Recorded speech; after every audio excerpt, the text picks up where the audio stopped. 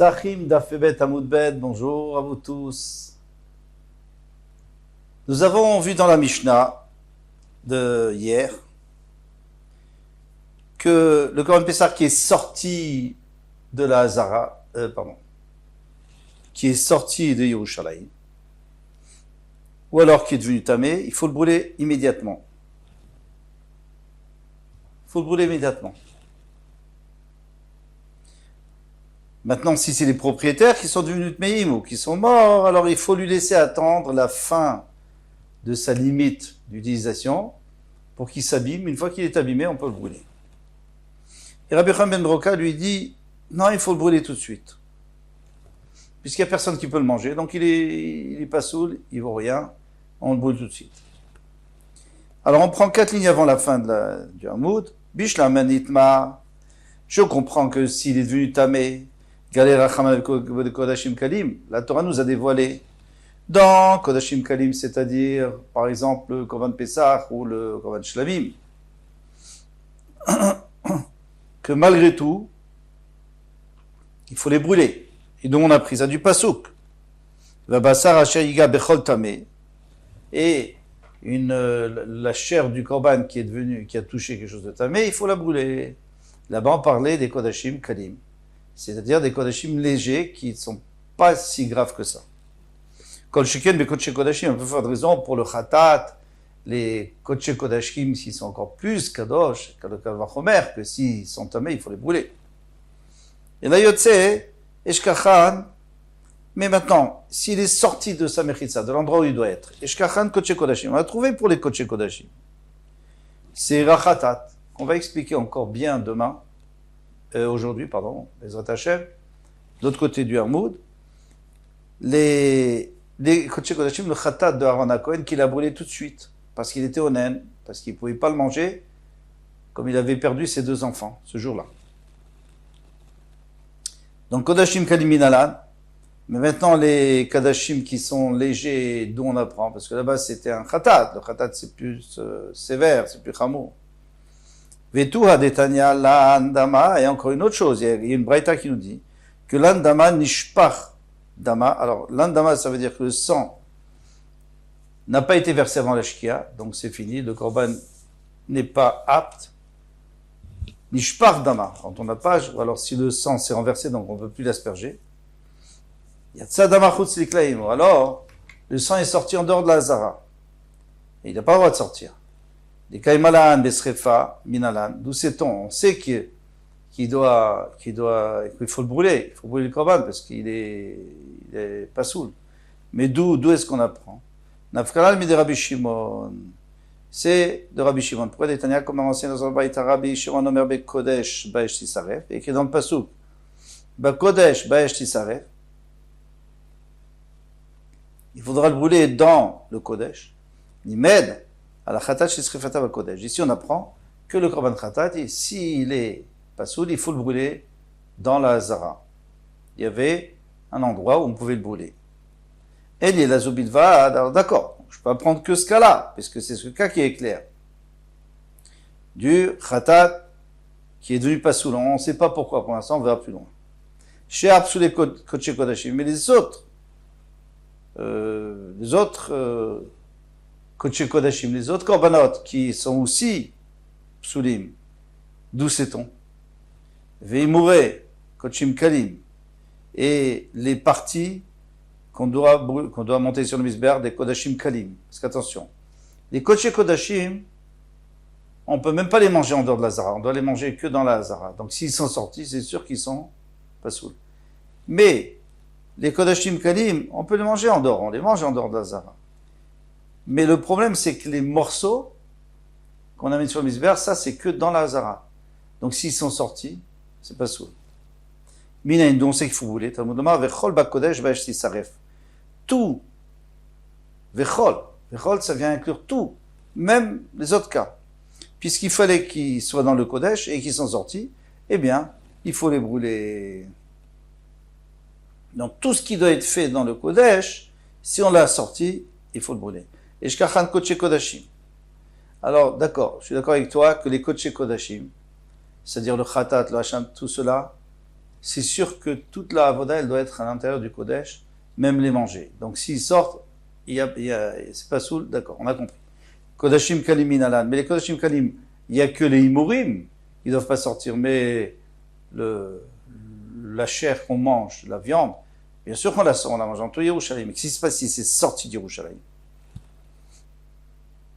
D'où on sait qu'il faut les brûler.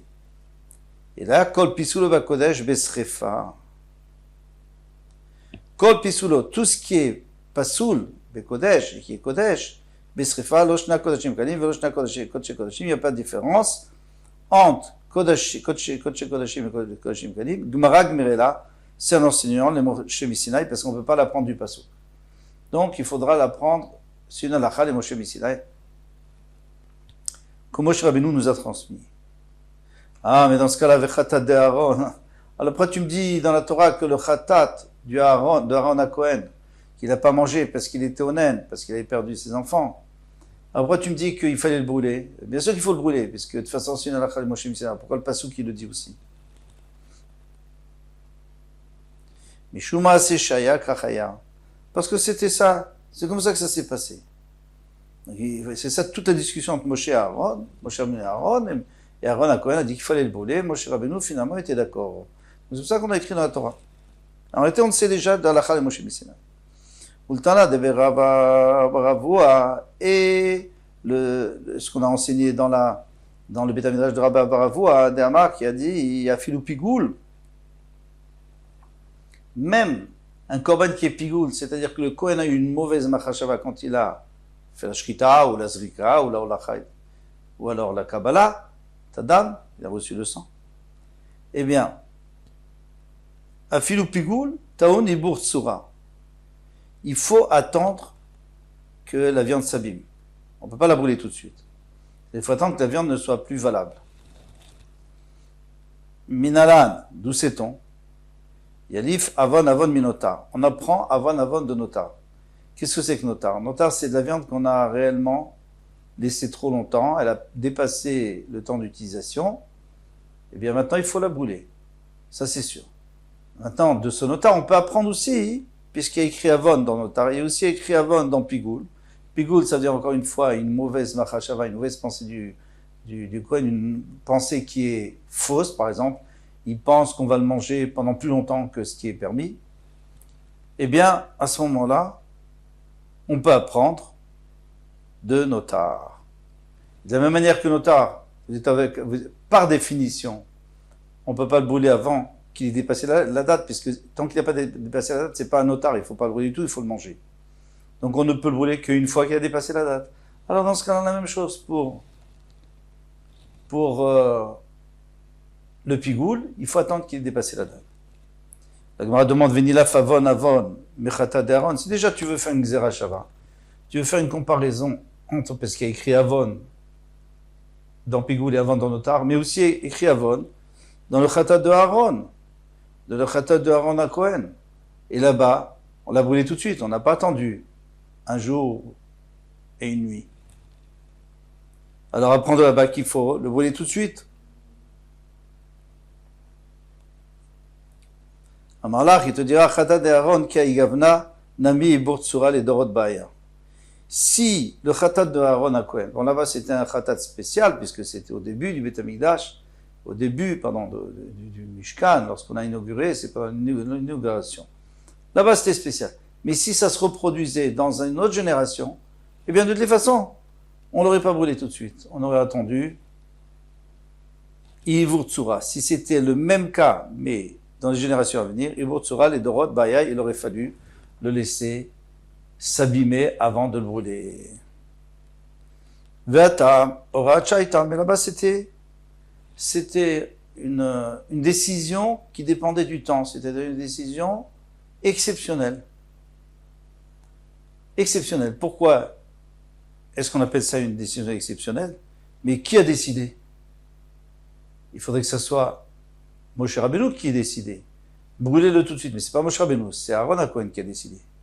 Moshe Rabbeinu est venu devant le fait accompli, il n'était même pas d'accord au début, jusqu'à ce qu'on lui ait prouvé qu'on avait raison.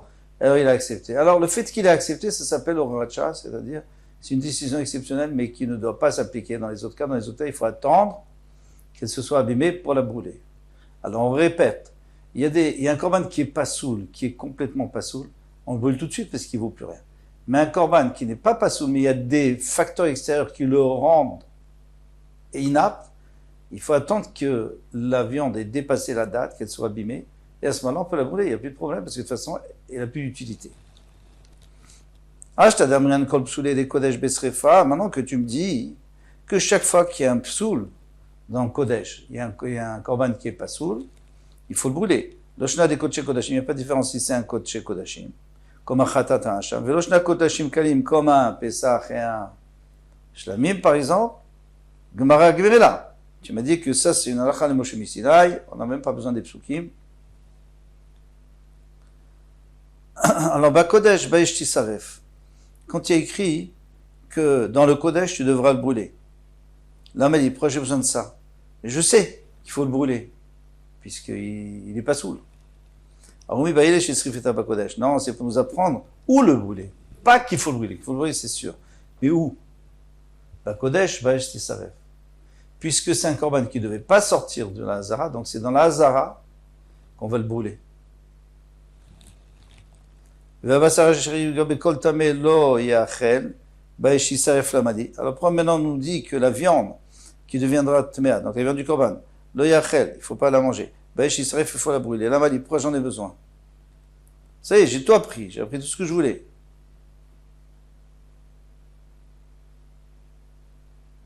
Et là-bas, on parlait des Kodashim Kalim. Haou les Goufeit Tsarir. Ça, on en avait besoin pour lui-même.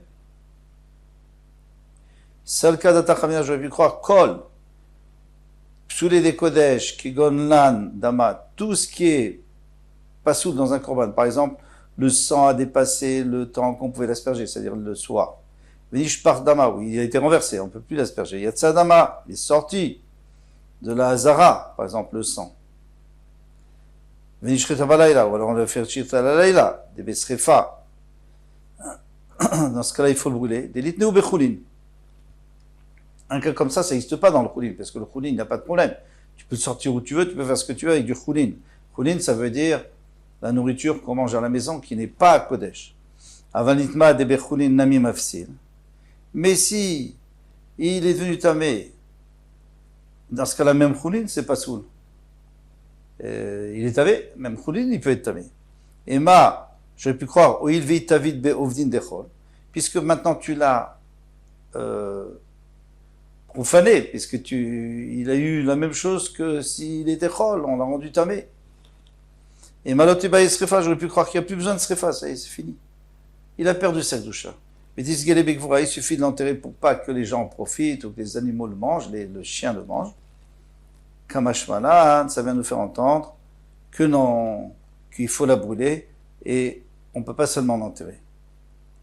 Maintenant, l'histoire de Moshe Rabbeinu, on va la voir un peu plus loin, parce qu'on en a déjà parlé plusieurs fois. Aaron, le korban de Aaron HaKohen, la Gemara va nous expliquer un peu plus loin, pas vraiment la Gemara, mais les Farshim. On continue. Alors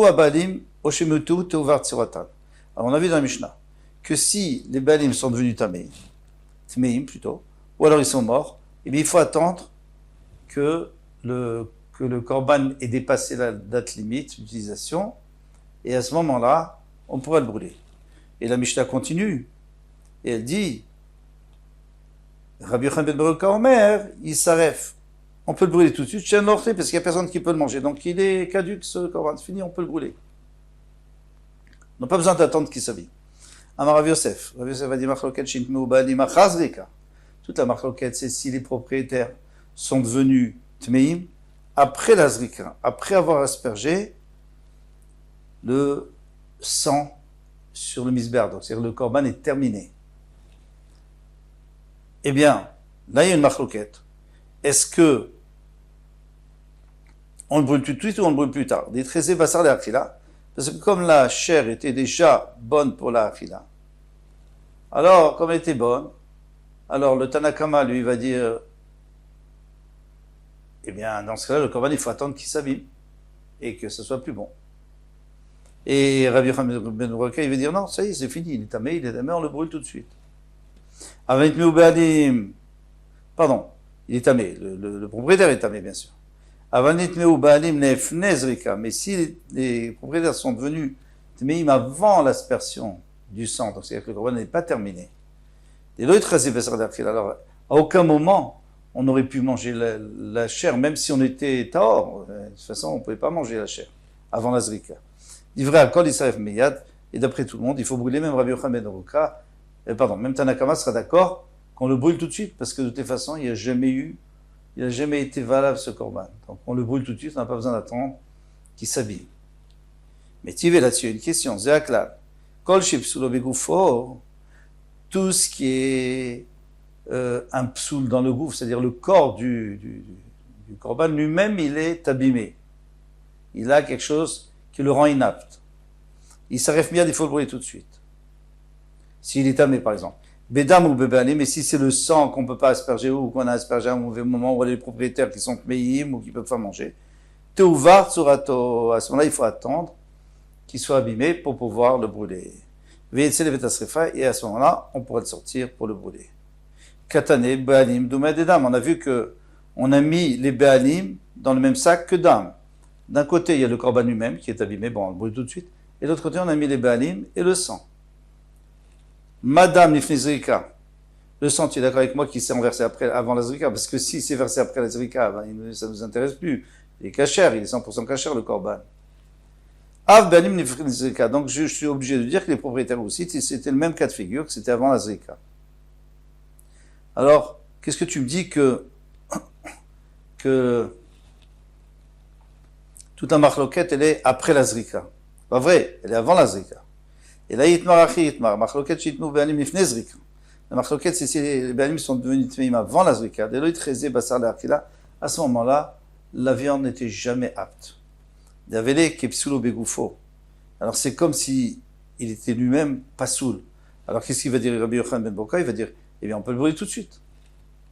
Et Tanakama il va dire non, puisque finalement, le korban lui-même n'a pas de problème, c'est les propriétaires qui sont plus là.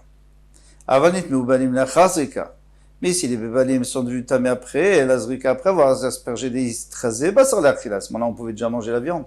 La viande a été déjà apte à être mangée.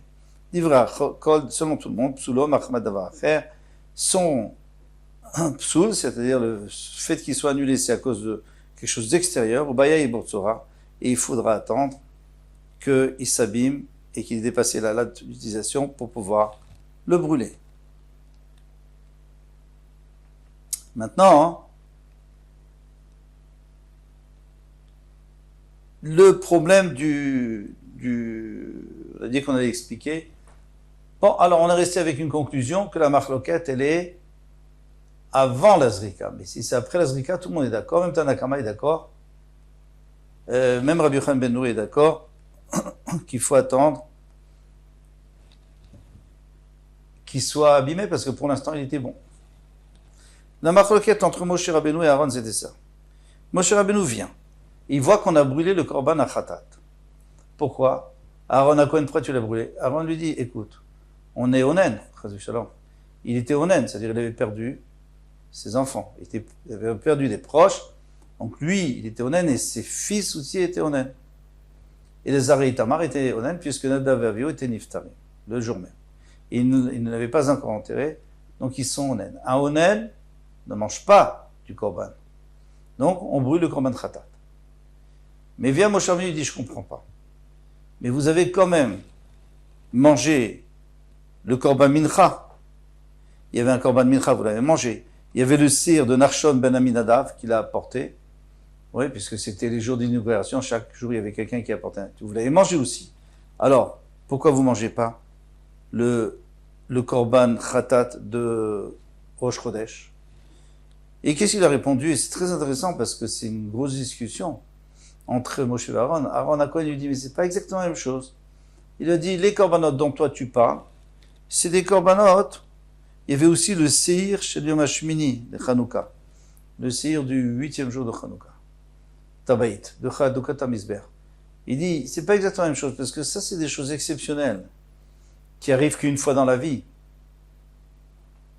Vous voyez que Nachshon ben Aminadav, qui était en Israël, bien sûr, il a apporté un korban, parce qu'il était Nessi, un assis et le korban d'inauguration, tout ça c'est korban exceptionnel. Ces korbanot, oui, on les mange, mais un korban ragil, habituel, qu'on fait tous les Rosh Chodesh, alors ça, on ne peut pas le manger. Et Moshe Rabbeinu a été d'accord. Et pour terminer le Hamoud, Rabbi Yochanan Amar, Af leachar zrika nami machloket. Rabbi Yochanan lui dit que même après la zrika, même une fois qu'on a aspergé le sang, eh bien, il y a une machloket. La machloket, elle est tout le temps. À partir du moment où le korban, bien, les propriétaires du korban sont devenus tmeim, eh bien, une machloket, s'ils sont devenus tmeim avant la zrika ou après la zrika tadam, ça ne change rien. Selon Tanakama, il faut attendre la date limite pour le brûler, et selon Rabbi Yochanan, on peut le brûler tout de suite.